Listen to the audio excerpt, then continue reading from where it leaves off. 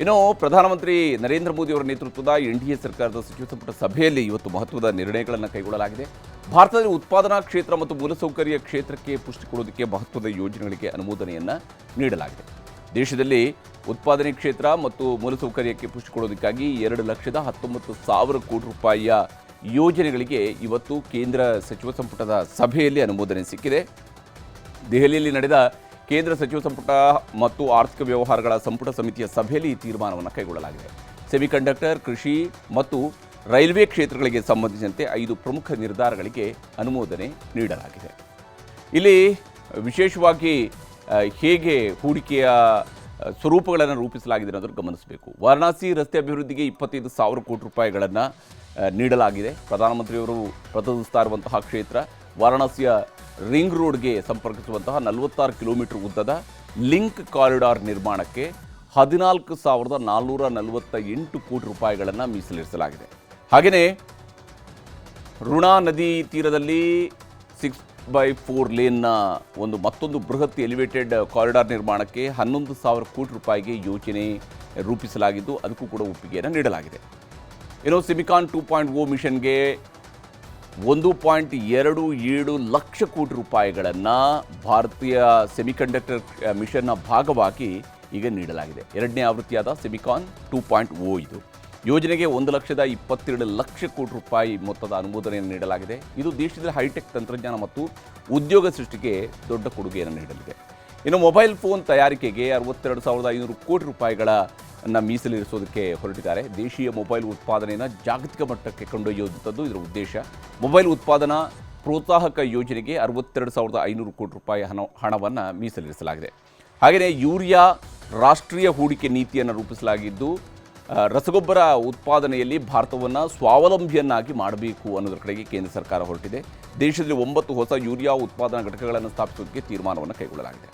Railway ಜಾಲದ ನವೀಕರಣ ಮತ್ತು 4ನೇ ರೈಲ್ವೆ ಲೈನನ್ನು ಅಳವಡಿಕೆ ಮಾಡುವಂತಹ ವಿಚಾರ, ರೈಲ್ವೆ ಸಂಪರ್ಕವನ್ನು ಬಲಪಡಿಸೋದಕ್ಕೆ ಮತ್ತು ಸಾರಿಗೆ ವೇಗವನ್ನು ಹೆಚ್ಚಿಸೋದಕ್ಕೆ ರೈಲ್ವೆ ಜಾಲದ ನವೀಕರಣ ಯೋಜನೆಗಳಿಗೆ ಗ್ರೀನ್ ಸಿಗ್ನಲ್ ಅನ್ನು ನೀಡಲಾಗಿದೆ. ಈ ಯೋಜನೆಗಳಿಗೆ ಒಟ್ಟಾರೆ 2.19 ಲಕ್ಷ ಕೋಟಿ ರೂಪಾಯಿಗೂ ಹೆಚ್ಚು ಹಣವನ್ನು ಹೂಡಿಕೆ ಮಾಡಲು ಒಪ್ಪಿಗೆಯನ್ನು ನೀಡಿದ್ದಾರೆ.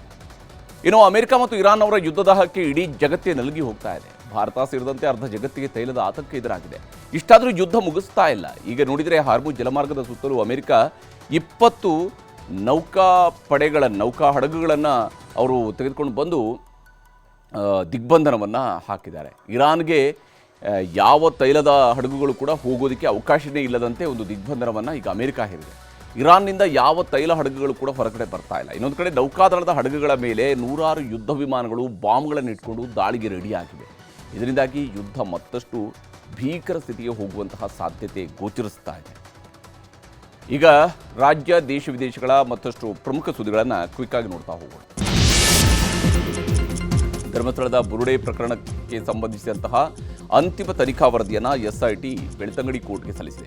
7,000ಕ್ಕೂ ಹೆಚ್ಚಿನ ಪುಟಗಳ ವರದಿಯ ಜೊತೆಗೆ ವಿಡಿಯೋ ಸ್ಟೇಟ್ಮೆಂಟ್ಗಳ ರೆಕಾರ್ಡ್ ಮಾಡಿರುವಂತಹ 4 TBಯ ಹಾರ್ಡ್ ಡಿಸ್ಕ್ ಕೂಡ ಕೋರ್ಟ್ಗೆ ಸಲ್ಲಿಕೆಯಾಗಿದೆ. SP ಜಿತೇಂದ್ರ ಕುಮಾರ್ ದಯಾಮ ನೇತೃತ್ವದ ತಂಡ ಈ ವರದಿ ಸಲ್ಲಿಸಿದೆ. ಅಂತಿಮ ವರದಿ ಸಲ್ಲಿಕೆಯ ವೇಳೆ ಚಿನ್ನಯ್ಯ ಕೂಡ ಕೋರ್ಟ್ಗೆ ಬಂದಿದ್ದರು.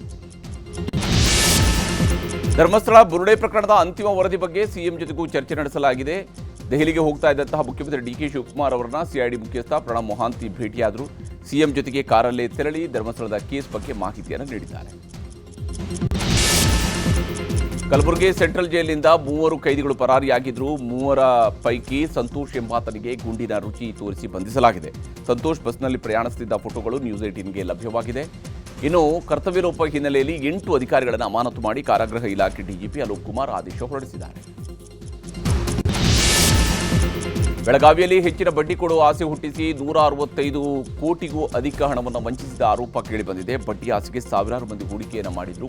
ಕೋಟಿ ಹಣ ಸಿಗ್ತಾ ಇದ್ದಂತೆ ಆರೋಪಿಗಳು ದುಬೈಗೆ ಎಸ್ಕೇಪ್ ಆಗಿದ್ದಾರೆ. ಪ್ರಕರಣ ಸಂಬಂಧ ಮಾಲೀಕ ಕಾಶಿನಾಥ್ ಗಣೇಶ್ ವಿರುದ್ಧ ಕೇಸ್ ದಾಖಲಿಸಲಾಗಿದೆ. ಚಾಮುಂಡಿ ಬೆಟ್ಟದಲ್ಲಿ ಆಷಾಢ ಮಾಸದ ಸಿದ್ಧತೆ ಕುರಿತು ಸಚಿವ ಯತೀಂದ್ರ ಸಿದ್ದರಾಮಯ್ಯ ಪರಿಶೀಲನೆ ನಡೆಸಿದರು. ಈ ವೇಳೆ ಮಾತನಾಡಿದ ಯತೀಂದ್ರ, ವಿಐಪಿಗಳು ಬೆಳಗ್ಗೆ 9:30 ಒಳಗಡೆ ದರ್ಶನವನ್ನು ಮಾಡಬೇಕು. ಈಗಾಗಲೇ 300 ರೂಪಾಯಿ ಟಿಕೆಟ್ ಬೇಡ ಎಂದು ತೀರ್ಮಾನಿಸಿದ್ದೇವೆ. ಭಕ್ತಾದಿಗಳಿಗೆ ತೊಂದರೆ ಆಗದಂತೆ ವ್ಯವಸ್ಥೆ ಮಾಡಲಾಗಿದೆ ಅಂತ ಹೇಳಿದರು. ಎತ್ತಿನಹೊಳೆ ಯೋಜನೆಯ ಡ್ಯಾಂ ನಿರ್ಮಾಣ ವಿರೋಧಿಸಿ ರೈತರು ಬೀದಿಗಿಳಿದಿದ್ರು. ಬೆಂಗಳೂರು ಗ್ರಾಮಾಂತರ ಜಿಲ್ಲಾಧಿಕಾರಿ ಕಚೇರಿ ಮುಂದೆ ಲಕ್ಕೇನಹಳ್ಳಿ, ದಾಸರಪಾಳ್ಯ, ಮಚ್ಚೇನಹಳ್ಳಿ ಸೇರಿದಂತೆ 10 ಗ್ರಾಮಗಳ ರೈತರು ಪ್ರತಿಭಟನೆ ನಡೆಸಿದರು. ಇಲ್ಲಿ ಡ್ಯಾಂ ನಿರ್ಮಿಸಿದರೆ ಭೂಮಿ ಕಳೆದುಕೊಳ್ತೀವಿ ಅಂತ ಕಿಡಿಕಾರಿದ್ದಾರೆ.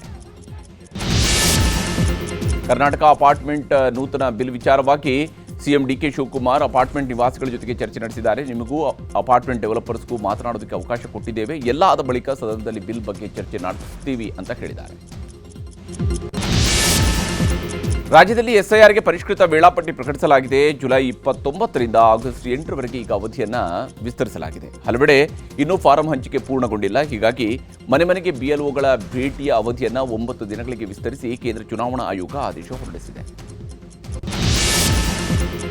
ದಾವಣಗೆರೆಯಲ್ಲಿ ಜಿಮ್ ಜಿಹಾದ್ ಆರೋಪ ದಿನಕ್ಕೊಂದು ಬೆಳವಣಿಗೆಯನ್ನು ಪಡಿತಾ ಇದೆ. ಸಂತ್ರಸ್ತೆ ರಾತ್ರೋರಾತ್ರಿ ದೂರು ನೀಡಿದ ಬೆನ್ನಲ್ಲೇ ಆರೋಪಿ ಇಸ್ಮಾಯಿಲ್ನ ತಾಯಿ ಹನಿ ಟ್ರ್ಯಾಪ್ ಬಾಂಬ್ ಹಾಕಿದ್ದಾರೆ. ನನ್ನ ಮಗನನ್ನು ಹನಿ ಟ್ರ್ಯಾಪ್ ಮಾಡಿ ಬ್ಲ್ಯಾಕ್ ಮೇಲ್ ಮಾಡ್ತಾ ಇದ್ರು ಅನ್ನುವಂತಹ ಆರೋಪವನ್ನು ಮಾಡಿದ್ದಾರೆ. ನೋಯ್ಡಾದ ಮಾಮುರಾ ಗ್ರಾಮದ 5ನೇ ಅಂತಸ್ತಿನ ಕಟ್ಟಡದಲ್ಲಿ ಭೀಕರ ಅಗ್ನಿ ದುರಂತ ಸಂಭವಿಸಿದೆ. ದುರ್ಘಟನೆಯಲ್ಲಿ 2 ಮೃತಪಟ್ಟಿದ್ದು 100ಕ್ಕೂ ಹೆಚ್ಚು ಜನರನ್ನು ರಕ್ಷಿಸಲಾಗಿದೆ. ಇವಿ ವಾಹನ ಚಾರ್ಜ್ ಮಾಡ್ತಾ ಇದ್ದಾಗ ಕಿಡಿ ಕಾಣಿಸಿಕೊಂಡು ಬೆಂಕಿ ಹೊತ್ತಿಕೊಂಡು ಈ ದುರ್ಘಟನೆ ಸಂಭವಿಸಿದೆ. ಭಾರತ ಮತ್ತು ಯುನೈಟೆಡ್ ಕಿಂಗ್ಡಮ್ ಮಹತ್ವದ ಸಮಗ್ರ ಆರ್ಥಿಕ ಮತ್ತು ವ್ಯಾಪಾರ ಒಪ್ಪಂದಕ್ಕೆ ಅನುಮೋದನೆ ನೀಡಿವೆ. ಈ ಒಪ್ಪಂದದ ಅಡಿಯಲ್ಲಿ ಭಾರತದ ರಫ್ತಿನ ವಸ್ತುಗಳ ಮೇಲೆ 99%ನಷ್ಟು ಶೂನ್ಯ ಕಸ್ಟಮ್ಸ್ ಸುಂಕ ಜಾರಿಗೆ ಬಂದಿದ್ದು ಇವತ್ತಿನಿಂದಲೇ ರಫ್ತು ಕೂಡ ಶುರುವಾಗಿದ್ದು ಇದು ಭಾರತಕ್ಕೆ ಬಹಳ ದೊಡ್ಡ ಲಾಭವನ್ನು ತಂದುಕೊಡಲಿದೆ. ನಾಳೆಯಿಂದ ಒಡಿಶಾದ ಪುರಿಯ ಶ್ರೀ ಜಗನ್ನಾಥ ರಥಯಾತ್ರೆ ಆರಂಭವಾಗಲಿದ್ದು ಎಲ್ಲೆಡೆ ಬಿಗಿ ಭದ್ರತೆಯನ್ನು ಒದಗಿಸಲಾಗಿದೆ. ಯಾತ್ರೆಗೆ ಭರದ ಸಿದ್ಧತೆ ನಡೆದಿದ್ದು ಭಕ್ತರ ದಂಡೇ ಹರಿದು ಬಂದಿದೆ. ಸಾರ್ವಜನಿಕರ ಸುರಕ್ಷತೆಗಾಗಿ ಸಿಸಿಟಿವಿ ಜೊತೆಗೆ ಪೊಲೀಸ್ ಬಂದೋಬಸ್ತನ್ನು ಏರ್ಪಡಿಸಲಾಗಿದೆ. ಬಿಹಾರದಲ್ಲಿ ದೇಶ ವಿರೋಧಿ ಚಟುವಟಿಕೆಯ ಆರೋಪದ ಅಡಿಯಲ್ಲಿ 2 ಯುವಕರನ್ನ ಪೊಲೀಸರು ಬಂಧಿಸಿದ್ದಾರೆ. ಆರೋಪಿಗಳ ಮೊಬೈಲ್ ಪರಿಶೀಲಿಸಿದಾಗ ಚಾಟಿಂಗ್ ಮತ್ತು ವಿಡಿಯೋಗಳಲ್ಲಿ ರಾಷ್ಟ್ರ ವಿರೋಧಿ ಚಟುವಟಿಕೆಗಳ ಬಗ್ಗೆ ಮಾಹಿತಿ ಹಂಚಿಕೊಂಡಿರುವಂಥದ್ದು ಪತ್ತೆಯಾಗಿತ್ತು. ಇಂದು ಬಿಮ್ಸ್ಟೆಕ್ ರಾಷ್ಟ್ರೀಯ ಭದ್ರತಾ ಮುಖ್ಯಸ್ಥರ ನೇತೃತ್ವದಲ್ಲಿ 5ನೇ ಸಭೆ ನಡೆಸಲಾಗಿದೆ. ಎನ್ಎಸ್ಎ ಮುಖ್ಯಸ್ಥ ಅಜಿತ್ ಧೋವಲ್ ಥಾಯ್ಲೆಂಡ್ನ ರಾಷ್ಟ್ರೀಯ ಭದ್ರತಾ ಮಂಡಳಿಯ ಪ್ರಧಾನ ಕಾರ್ಯದರ್ಶಿ ಅವರನ್ನು ಭೇಟಿಯಾಗಿ ಭಾರತ ಮತ್ತು ಥಾಯ್ಲೆಂಡ್ ಪಾಲುದಾರಿಕೆಯನ್ನು ಮತ್ತಷ್ಟು ಬಲಪಡಿಸುವ ಬಗ್ಗೆ ಚರ್ಚೆ ನಡೆಸಿದ್ದಾರೆ. ಚಮೋಲಿಯಲ್ಲಿ ನಡೆದ ಬೃಹತ್ ರೋಡ್ ಶೋದಲ್ಲಿ ಉತ್ತರಾಖಂಡದ ಮುಖ್ಯಮಂತ್ರಿ ಪುಷ್ಕರ್ ಸಿಂಗ್ ಧಾಮಿ ಭಾಗಿಯಾಗಿದ್ದರು. ಈ ವೇಳೆ ಮಹಿಳೆಯರು, ಯುವಕರು, ಸ್ಥಳೀಯ ಪ್ರತಿನಿಧಿಗಳು ಮತ್ತು ಬಿಜೆಪಿ ಕಾರ್ಯಕರ್ತರು ಅವರನ್ನು ಭರ್ಜರಿಯಾಗಿ ಸ್ವಾಗತಿಸಿದರು. ಫಿಫಾ ವಿಶ್ವಕಪ್ ಫೈನಲ್ ಪಂದ್ಯ ಭಾನುವಾರ ನ್ಯೂಜೆರ್ಸಿಯ ಮೆಟ್ಲೈಫ್ ಸ್ಟೇಡಿಯಂನಲ್ಲಿ ನಡೆಯಲಿದೆ. ಈ ಮಹಾ ಫೈನಲ್ನಲ್ಲಿ ಸ್ಪೇನ್ ತಂಡ ಅರ್ಜೆಂಟೀನಾ ಅಥವಾ ಇಂಗ್ಲೆಂಡ್ ತಂಡವನ್ನು ಎದುರಿಸಲಿದೆ. ನಾಳೆ ಅರ್ಜೆಂಟೀನಾ ಮತ್ತು ಇಂಗ್ಲೆಂಡ್ ನಡುವೆ ಸೆಮಿಫೈನಲ್ ಪಂದ್ಯ ನಡೆಯಲಿದ್ದು ಗೆದ್ದ ತಂಡ ಸ್ಪೇನ್ಗೆ ಎದುರಾಳಿ ಆಗಲಾಗಿದೆ.